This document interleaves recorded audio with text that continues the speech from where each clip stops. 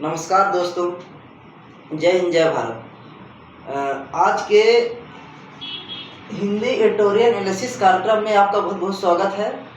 और इस टॉपिक को प्रारंभ करने का हमारा पर्पज़ ये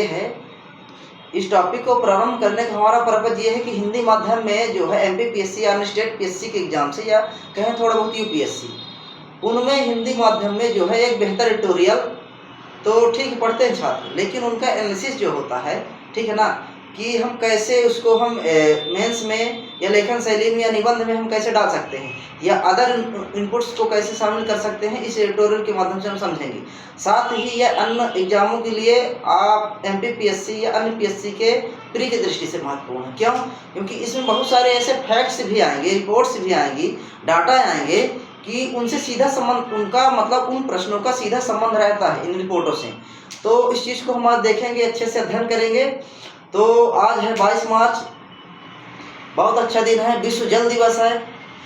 तो इसी पर्पज पर जो यूएन के महासभा ने 1992 से विश्व जल दिवस मनाने की परंपरा एक शुरुआत की थी। तो जो 22 मार्च 2022 की जो थीम है इस जल दिवस की, भूजल है। तो हमारे मेंस में सीधे एमपीपीएससी मेंस के यूनिट 4 पेपर प्रथम पार्ट 2 यूनिट 4 से संबंधित है, पेयजल और भूजल, साथ ही आपदा प्रबंधन से। तो हम इस टॉपिक को आज कैसे कवर करेंगे, बचाना होगा भूजल को। तो पेयजल, भूजल या कहें कि जो एक स्वच्छ जल जिसको हम पीते हैं, जीते हैं, तो उसको हम कैसे समझेंगे, मेंस में कैसे लिखेंगे। तो सबसे महत्वपूर्ण पहले क्या है, सबसे महत्वपूर्ण इस धरती पे जीवन है। सबसे महत्वपूर्ण अगर कहें तो जीवन है। जीवन के लिए सबसे महत्वपूर्ण क्या चीज़ है? जल है। क्यों? क्योंकि अगर जल है तो पेड़ पौधे हैं, पेड़ पौधे हैं तो ऑक्सीजन है, ऑक्सीजन है तो जीवन है। तो इसी प्रकार से हम देखते हैं कि भूजल, तो भूजल होता क्या है, सबसे पहले समझते हैं। पृथ्वी के परतों मतलब जैसे चट्टानें हो गई, ठीक है, पृथ्वी के परतों या चट्टानों के भीतर जो रंध्रों में जल पाया जाता है वो क्या कहलाता है? भूजल कहलाता है। अब देखिए दोस्तों, पृथ्वी पर 70% जल तो है, लेकिन इसका उपयोग हम कितना कर पा रहे हैं? बहुत कम। क्योंकि पृथ्वी पर जो 70% है, या कहें कि हम जो संपूर्ण जल का 97.2% खारा जल है। 70% का देखें तो 97.2% जो खारा जल है। हम 2% से भी कम, बहुत कम जल यूज कर रहे हैं। और यूज जो कर रहे हैं जल, वो हमारे इनके अंदर है। किनके अंदर है? रंध्रों, भूजल है, उसका उपयोग करते हैं, यही स्वच्छ जल है। तो आज के दौर में देखा जाए तो क्या है, जो एक प्रकार से पेयजल है उसका संकट गर्मियों के समय बहुत ज़्यादा हो जाता है। ये सबसे ज्वलंत मुद्दों में से एक था। इसीलिए दुनिया के कई विचारकों ने या कहे वैज्ञानिकों ने, या उन्होंने क्या बहुत अच्छी बात कह दी है, कैसे कि अगर अगला विश्व युद्ध होगा तो पानी के लिए होगा। इसलिए हमको, आपको, देश को, सबको एक प्रकार से भूजल का संरक्षण करना बहुत आवश्यक है। और इसको समझना है कि ये इम्पोर्टेंट क्यों है। जनसत्ता के एडिटोरियल में ये लेख छपा है कि बचाना होगा भूजल को। इससे संबंधित चीज़ों को हम समझेंगे और अपने इनपुट्स डालेंगे, बहुत सारे रिपोर्टों को देंगे, बहुत सारे केस डालेंगे कि हम कैसे मेंस की लेखन शैली में इसको हम कर सकते हैं, प्रूव कर सकते हैं, लिख सकते हैं। जो जैसा करना होगा तुम देखते हैं आगे। तो देखते हैं इस बार का जो टॉपिक है। तो देखिए क्या है कि हमारी जो आधुनिक जीवन शैली हो चुकी है, हमारी जो आधुनिक जीवन शैली है इस तरह की है कि हम पानी को यूज तो करते हैं, लेकिन अंधाधुंध दोहन भी कर रहे हैं, बर्बाद भी कर रहे हैं। क्यों? क्योंकि हमको यह बहुत मतलब आसानी से उपलब्ध हो रहा है आज, लेकिन ये धीरे धीरे ये संकट या समस्या के रूप में उभर भी रहा है कई क्षेत्रों पर। जैसे कि मान लीजिए, मतलब भारत में पहले, भारत अगर प्राचीन काल में देखा जाए या कुछ 100 साल पहले देखा जाए, तो कुआं बावड़ियों जो अगर है नदियाँ, तालाब हैं, तो उनको हम पूछते थे। एक प्रकार से मतलब पारंपरिक रूप से हम ये मानते थे कि जल भी क्या है, एक हमारा देवता है। तो उनका संरक्षण करते थे, उनको बर्बाद नहीं करते थे। लेकिन आधुनिक जीवन शैली कहे तो इंसान की लालच ने क्या किया है अवैधानिक तरीके से भूजल निकाल रहा है, अत्यधिक सिंचाई कर रहा है, मान लीजिए ज़्यादा खेती करने के चक्कर में भाई बड़ी बड़ी बिल्डिंग बन रही हैं, उद्योग धंधे लग रहे हैं, उनसे कई सारा जल प्रदूषित हो रहा है। तो ये एक चिंता का विषय बना हुआ है, ठीक है। तो इनको हमको कैसे संरक्षण करना है, इसके बारे में देखना है। तो सबसे पहले क्या है कि हमारी जो आधुनिक जीवन शैली है, ठीक है ना, आधुनिक जीवन शैली है,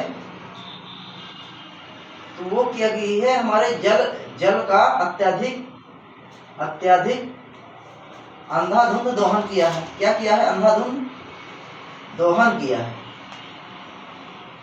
और इससे बहुत सारी समस्याएं उत्पन्न हो गई हैं। कैसे?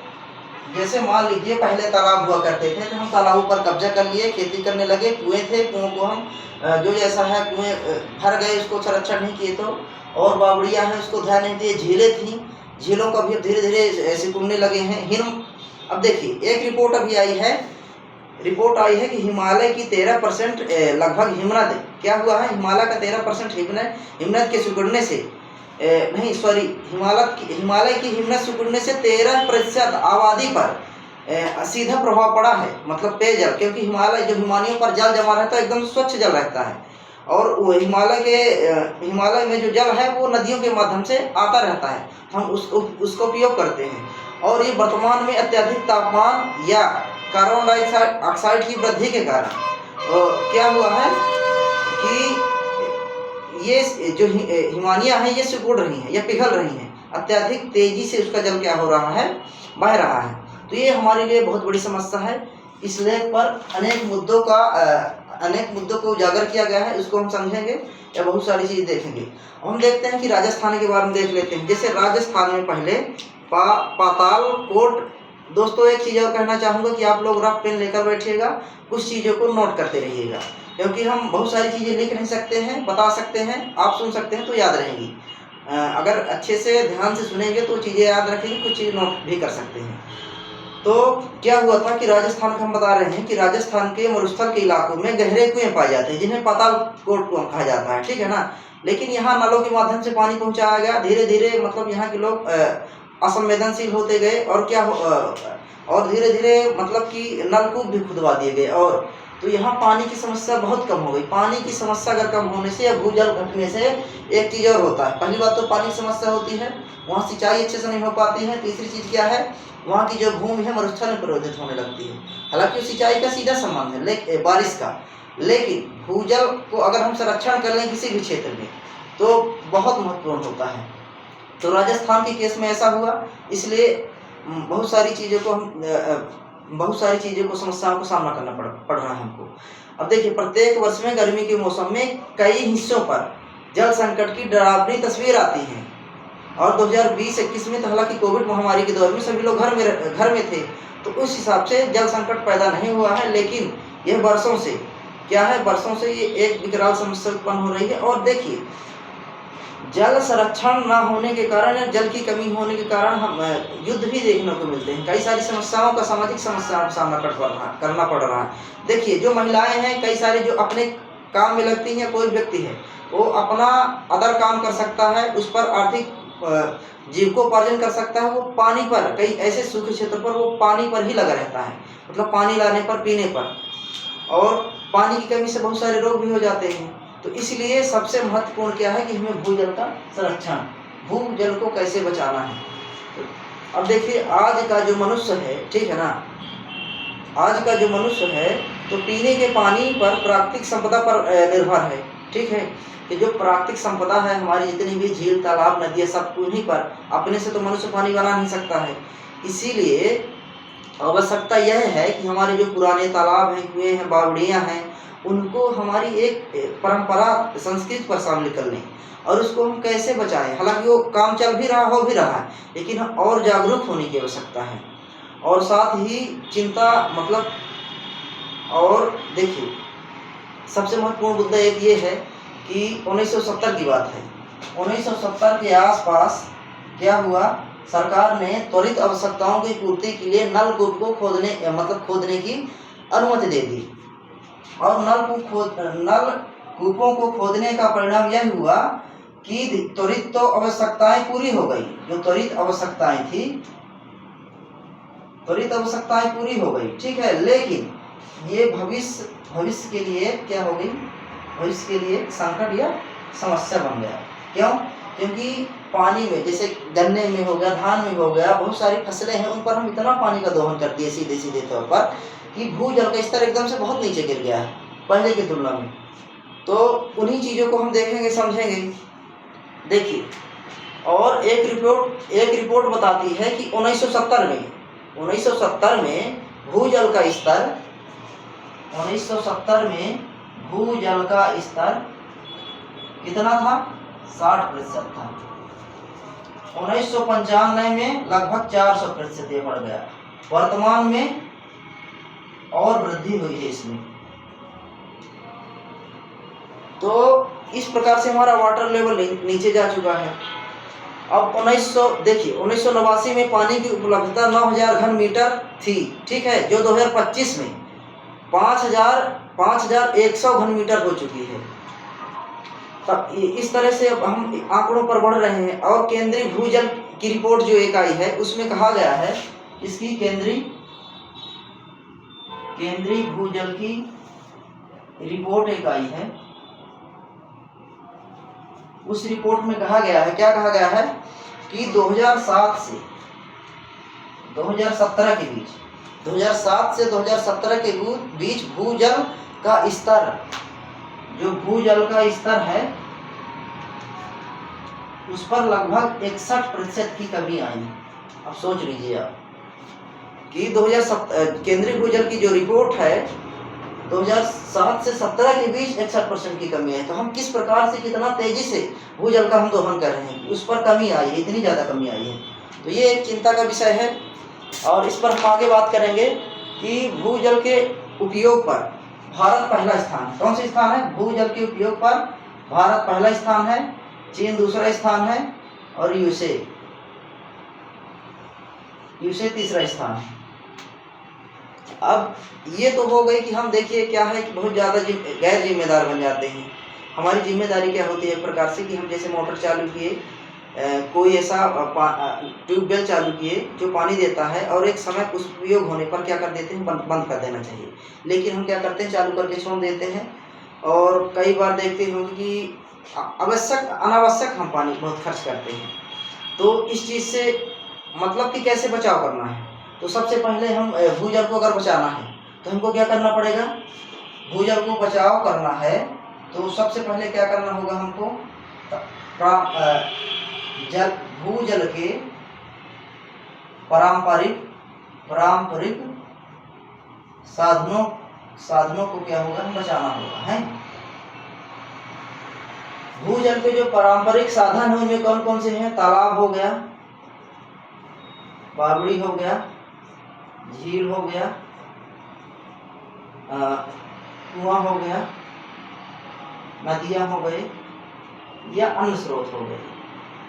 तो देखिए दोस्तों, इनको हम संरक्षण करके, सरकार तो ठीक है अपनी योजना चला रही है, पैसा दे रही है, फंड दे रही है, लेकिन अगर तालाबों को, बावड़ियों को, झीलों को, कुओं को, नदियों को साफ सफाई करके, इनमें जो मलबा है उनको पुनर्जीवित करके हम क्या कर सकते हैं, यह काम हम कई स्तर पर कर सकते हैं। पहली बात तो सरकार योजना चला रही है, या सरकार का ये प्रयास है, या प्रशासनिक अधिकारियों का ये मतलब एक प्रकार से जिम्मेदारी है कि वो इनका संरक्षण करे, इस पर बेहतरीन फोकस करे। सरकार कई सारी योजना भी चला रही है, खेतों पर तालाब बनाने के लिए, जैसे खेत बलराम ताल योजना, बहुत सारी योजना है, तालाब बनवाती है सरकार, फंड देती है। बांधों के माध्यम से भी हम कर सकते हैं। तो हम क्या कर सकते हैं कि भूजल को इन माध्यमों से, या पेयजल को बचा सकते हैं, भूजल का स्तर बढ़ा सकते हैं। तो ये करेंगे। दूसरी चीज़, हम जो पानी की बर्बादी करते हैं उनको भी रोक सकते हैं। कैसे? टेक्निकल तरीके से, जैसे ड्रिप इरिगेशन सिंचाई है, बहुत सारी सिंचाई के माध्यम हैं। हम ऐसी फसलों को विकसित कर सकते हैं। कैसे? ऐसी फसलों को विकसित कर सकते हैं जो कम पानी वाली हो। तो मतलब कि ऐसे ऐसे साधनों का उपयोग करना है जिससे हमारा भूजल का स्तर मतलब बढ़ा रहे। और हम इससे संबंधित, जैसे मान लीजिए, सबसे महत्वपूर्ण बात यह है कि अगर आपको मेंस में लिखना है, ठीक है, कारण बता देंगे क्या क्या कारण है, इसके बचाव क्या कर सकते हैं। और सबसे महत्वपूर्ण ये बात हो गई कि अगर किसी निबंध या लेख पर या किसी प्रश्न पर अगर आपको अच्छे मार्क्स लाना है तो केस डालना पड़ेगा। कैसे? जैसे कि हम ऐसे केस डालेंगे कि मान लीजिए भूजल से संबंधित वास्तव में उदाहरण पेश करेंगे। भूजल से संबंधित मतलब यहाँ का केस कैसा है, बुंदेलखंड क्षेत्र में अगर कोई काम हुआ है, दक्षिण के भारत में अगर कोई पानी संरक्षण या जल संरक्षण के माध्यम से बेहतर प्रयास हुआ है तो उसको हम प्रस्तुत करेंगे। उसको प्रस्तुत करने से इफेक्ट ये होगा कि इस व्यक्ति को ये चीज़ें पता है और ये चीज़ लिख रहा है और आगे चल के ऐसा प्रयास कर सकता है, मतलब जागरूक है, चीज़ों को नजर रख रहा है। तो ऐसे हम कई केसेस की बात करेंगे जो अपने आप इसमें लेखन शैली में डाल सकते हैं, निबंध में डाल सकते हैं। और आप एक प्रकार से जानेंगे तो जागरूक भी होंगे। मान लीजिए भविष्य में कभी प्रशासनिक अधिकारी आप बनते हैं या हम बनते हैं, ठीक है, तो इस चीज़ को हमको कैसे प्रयास करना है, बहुत अच्छे से काम कर सकते हैं। तो पहले देखिए बुंदेलखंड में एक कहावत है कि खसम चाहे मर जाए पर गगरी ना फूटे। कहने का मतलब मर जाए तो मर जाए पर गगरी में जो पानी है फूटना नहीं चाहिए। क्यों? क्योंकि पानी की समस्या को, पानी की जो विकराल समस्या है उसको दर्शा रहा है। तो ये कहावत है। लेकिन एक प्रशासनिक अधिकारी जो हीरालाल हैं उनकी कुछ दिन पहले नियुक्ति हुई थी, लगभग 17 माह का कार्यकाल था दोस्तों। तो उन्होंने देखा कि बुंदेलखंड में ऐसी समस्या है और इन समस्या का कारण क्या है, क्योंकि जानते थे कि इन कारणों की वजह से भूजल का दोहन हो गया, या मान लीजिए ठीक है नदियाँ नहीं है, नदियाँ सूख गई, गैर जिम्मेदारी की वजह से ये सब हुआ है। तो उन्होंने क्या किया, प्लान बनाया, ठीक है, गांव में एक संगोष्ठी बनाई। उन्होंने विचार किया कि हम तालाबों, कुओं, बावड़ियों, नदियों की क्या करेंगे, हम पूजा करेंगे, आरती करेंगे। पूजा आरती के माध्यम से हम उनको हम क्या किए, अपने संस्कृति में शामिल कर लिए। संस्कृति में शामिल कर लिए मतलब एक महत्वपूर्ण, हम देवता के रूप में पूजने लगे, जल को मानने लगे, क्योंकि हम उसको पीते हैं, जीवन है हमारा उससे। तो वहाँ के डीएम ने चीज़ों को समझाया, गांव-गांव जाकर बैठकें की और संगोष्ठियाँ बनाई और उन्होंने कहा कि इनको, और युवाओं को प्रेरित किया सबसे ज़्यादा। और युवाओं के किसी भी कार्यक्रम पर जोड़ने से अच्छा, जोड़ने के बाद वह कार्यक्रम सफल होना तय हो जाता है। तो देखिए युवाओं को उस मतलब कहाँ का है ये, बुंदेलखंड के बादा जिले की घटना है ये। तो वहाँ के डीएम जो थे हीरालाल, ठीक है ना, उन्होंने युवाओं को इकट्ठा किया, गांव वालों को बैठकें की और समझाई, बैठकें की यहाँ ग्राम सभा में, और ये समझाया कि हम भूजल को कैसे बचा सकते हैं अपने परंपरा में शामिल करके। तो फिर क्या किया, फिर कार्य क्या हुआ कि तालाबों को सफाई की गई। जो पुराने तालाब थे या कहीं कोई कब्जा किया था उनको छुड़वाया गया, नदियों को साफ करवाया गया। और अब वहाँ की जनता से ही देखिए क्या होता है कि जैसे आपको सबसे महत्वपूर्ण ये है कि जन भागीदारी, अगर कोई काम जन भागीदारी के माध्यम से होता है वह काम बहुत जल्दी सफल हो जाता है। इसलिए तालाबों की सफाई कराई गई, नदियों की सफाई की गई, कुओं बावड़ियों को जिंदा किया गया। और वहाँ का ऐसा बांदा जिले का फिर ऐसी स्थिति आई कि वहाँ का भूजल स्तर या पानी की कमी की किल्लत जो थी वो खत्म हो चुकी है वर्तमान में। तो ऐसे प्रशासनिक अधिकारी, उनको कई अवार्ड भी मिले, ठीक है ना, वाहवाही हुई, वहाँ के लोग आज भी इनको याद कर रहे हैं। तो ऐसे अधिकारियों की जरूरत है जल संरक्षण के संबंध में, और ऐसे हम केस स्टडी को लिखेंगे, समझेंगे और अपने आंसर पर लिखेंगे, ठीक है। तो ये पहली केस स्टडी हो गई। दूसरी केस स्टडी हम देखते हैं कि एक गाजियाबाद की संस्था है अर्थ, ठीक है ना, उसने क्या, तालाबों को पुनर्जीवित करने के लिए कई सारे प्रयास किए, कई लोगों को जोड़ा। और मान लीजिए तीसरी केस स्टडी है कहाँ की, तीसरी केस स्टडी है तमिलनाडु या दक्षिण भारत के हुका गांव की। वहाँ की जो महिलाओं ने, ठीक है ना, लगभग 10 से 15 साल में 370 से अधिक कुएं खोदे हैं। कई महिलाएं, जैसे 6-10 महिलाओं का ग्रुप हो जाता है। और एक प्रकार से ये भी है जैसे मनरेगा योजना चलती है हमारी, ठीक है, मनरेगा योजना के तहत या ग्राम सभा क्या करती है कि पैसा देती है काम करने के लिए, गारंटी देती है 100 दिन की।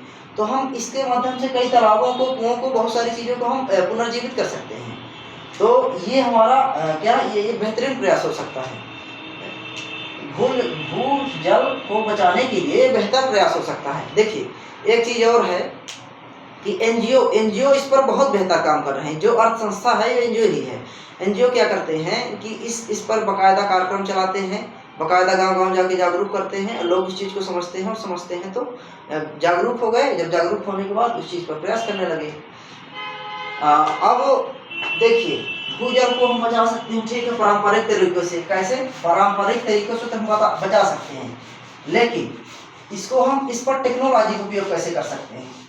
जब हम आंसर लिखते हैं तो इस पर एक चीज़ ये भी होना चाहिए कि ठीक है, हम किसी चीज़ पर, आज का जमाना क्या है, विज्ञान का है, आज का युग है विज्ञान और टेक्नोलॉजी का युग है, तो हर चीज़ पर टेक्नोलॉजी जो विकसित हुई है तो मनुष्य के जीवन को सुगम बनाने के लिए हुई है, तो हम इस पर भी कैसे टेक्नोलॉजी का प्रयोग कर सकते हैं, ठीक है ना। तो सबसे पहले जो देखिए, भूजल सबसे ज़्यादा दोहन होता काहे में, सिंचाई पर। तो सिंचाई की पद्धतियाँ तो हैं कई सारी, ड्रिप इरिगेशन है, ठीक है ना, फव्वारा सिंचाई है, बहुत सारी विधियाँ तो हैं, लेकिन ऐसी सिंचाई विधियों का हम प्रयोग करें, ऐसे बीजों का प्रयोग करें, ऐसे बीजों का प्रयोग करें, ऐसे हम सिंचाई पद्धतियों का प्रयोग करें जिससे बहुत कम पानी की आवश्यकता हो, बहुत कम पानी। तो हाल ही में CSSI के वैज्ञानिकों ने मक्का और अंतर्राष्ट्रीय मक्का एवं गेहूं अनुसंधान केंद्र के साथ मिलकर के क्या किया है, एक ऐसी टेक्नोलॉजी विकसित किया है या प्रयोग किया है हरियाणा के करनाल में, ठीक है ना, कि मतलब कि एक ड्रिप इरिगेशन का विकास किया है, नहीं उसका पूरा नाम है जो है सरफेस ड्रिप इरिगेशन सिस्टम है, ठीक है ना। इससे क्या है कि जो पानी लगता था पहले उससे 50% पानी की बचत होगी इस विधि से, और लगभग अगर देखा जाए इसमें चावल की खेती पर लगभग 37 अरब मीटर पानी की बचत होगी। तो ये है क्या, इसको हम कैसे डाल सकते हैं कि CSSI क्या है, CSSII के वैज्ञानिकों ने एक पद्धति विकसित की है, ठीक है ना, यह तकनीकी विकसित की है। उस तकनीक का क्या नाम है, सरफेस ड्रिप इरिगेशन पद्धति। हम इसको अपने केस में डाल सकते हैं। अंतर्राष्ट्रीय, देखिए ये संस्था मिलके और अंतर्राष्ट्रीय गेहूं मक्का अनुसंधान केंद्र, अंतर्राष्ट्रीय गेहूं और मक्का अनुसंधान केंद्र के साथ मिलकर के, और यह प्रयोग 5 साल तक चला है। कहाँ, हरियाणा के, क्योंकि हरियाणा जैसे क्षेत्रों पर चावल की खेती सर्वाधिक होती है, जानते हैं आप क्यों, क्योंकि वहाँ जलोढ़ मिट्टी पाई जाती है, और वहाँ जानते हैं कि जलोढ़ मिट्टी जो है चावल की खेती के लिए सर्वाधिक उपयुक्त होती है, इसलिए चावल प्रयोग हुआ है चावल पर। तो क्या हुआ कि यह 5 सालों के प्रयोग के बाद अब किसानों को ये टेक्नोलॉजी दे दी जाएगी। इससे क्या होगा कि हमारे भूजल का स्तर बचेगा और दूसरी चीज पानी की खपत कम होगी, बहुत कम पानी पर हम अच्छी फसल को विकसित कर सकते हैं। तो ऐसे ही मतलब अनुसंधान के लिए सरकार पैसे देती है, या कहा जाए तो इस पर प्रयास काफ़ी चल रहा है। ऐसे मतलब जो प्रयास हैं बहुत सराहनीय हैं। तो अब देखिए इस तरह के तथ्यों को हमको लिखना पड़ेगा। और दूसरी चीज़ ये है कि एक और हम केस दिखेंगे, केस देखते हैं इस पर भूजल संरक्षण पर, कि झारखंड का जो है एक केस क्या है, झारखंड का ऊनी गांव का है, झारखंड के ऊनी गांव का है। कैसे, देखिए यहाँ पहले पानी की समस्या हुआ करती थी, पानी की, स्वच्छता की बहुत सारी। यह 400 की आबादी वाला लगभग गांव है, ठीक है ना, आदिवासी बहुल गांव है, 400 की आबादी का। और यहाँ जो है बहुत सारी समस्याओं का था। लेकिन 3 साल पहले क्या हुआ कि यहाँ के लोगों ने ग्राम पंचायत के माध्यम से, ग्राम सभा के माध्यम से आपस में बैठकों के माध्यम से यह तय किया कि हम लगभग कुछ साल बाद अपने गांव को हम बेहतर बनाएंगे। कैसे, वहाँ उस गांव पर एक बार क्या हुआ कि नशा के कारण एक व्यक्ति की मृत्यु हो गई। तो महिलाओं ने प्रयास किया और उस गांव को नशा मुक्त बना दिया। वहाँ स्वच्छता और सफाई के लिए संगोष्ठियाँ बन गई, लगभग 6 संगोष्ठी बनी है और 20-25 व्यक्ति की। तो वो क्या क्रम बाई क्रम सुबह 5 बजे उठकर साफ सफाई करते हैं। लकड़ी के लगभग 30 कूड़ेदान लगा दिए गए और तालाबों, कुओं को, इन सबको साफ सफाई किया गया, ध्यान रखा गया। इसका परिणाम यह हुआ कि 3 साल पर यह गांव जो है जल संरक्षण पर इतना बेहतर हो गया और सफाई पर कि इसको जल संरक्षण पर नेशनल अवार्ड मिल चुका है। कि जो झारखंड का गुणी गांव है, तो ऐसे केसेस को हम अपने मेंस में डालेंगे, निबंधों में डालेंगे, चीज़ों को बताएंगे। फिर देखिए इन बातों को गौर करते हुए हमको एक महात्मा गांधी की बात याद आ गई। गांधी जी ने कहा था कि प्रकृति में इतनी ताकत होती है, अर्थात प्रकृति में इतनी ताकत होती है, इतने संसाधन होते हैं उसके पास कि वह हर प्राणी, हर मनुष्य की जरूरत को पूरा कर सकता है, लेकिन उसके लालच को नहीं। आज के दौर में क्या हुआ, मनुष्य लालची हो गया, औद्योगिकरण की तरफ तो बढ़ा ही बहुत सारी चीज़ों को लेकर के, और प्रगति की राह पर प्रकृति को नष्ट करने लगा। अब प्रकृति की जब नष्ट करेगा तो प्रकृति भी अपना रूप दिखाएगी। अब पानी की समस्या, बहुत सारी समस्या उत्पन्न होने लगी। तो देखिए दोस्तों, इन केसों के माध्यम से हम समझें, चीज़ों को जानें कि हम पानी का कई क्षेत्रों पर कैसे गांव के लोग, कैसे प्रशासनिक अधिकारी, या हम कहें बहुत सारी योजनाओं के माध्यम से कैसे हम जल को बचा सकते थे। तो जल को बचाए, उसका कारण देखें। कारण क्या है? भूजल को कम होने का, ट्यूबवेल का 1970 के दशक में प्रयोग, ठीक है ना। बिना आकलन के अगर कोई काम होता है तो जरूरत को पूरा करने के लिए उसका परिणाम भयंकर होता है, ये जान लीजिए। दूसरी चीज़ क्या हो गई कि कृषि में अंधाधुंध जल का प्रयोग, हमें पारंपरिक स्रोत जो थे जल के, उसको हमने संरक्षण नहीं किया, नष्ट कर दिया। इन सब कारणों की वजह से ये समस्या उत्पन्न हुई।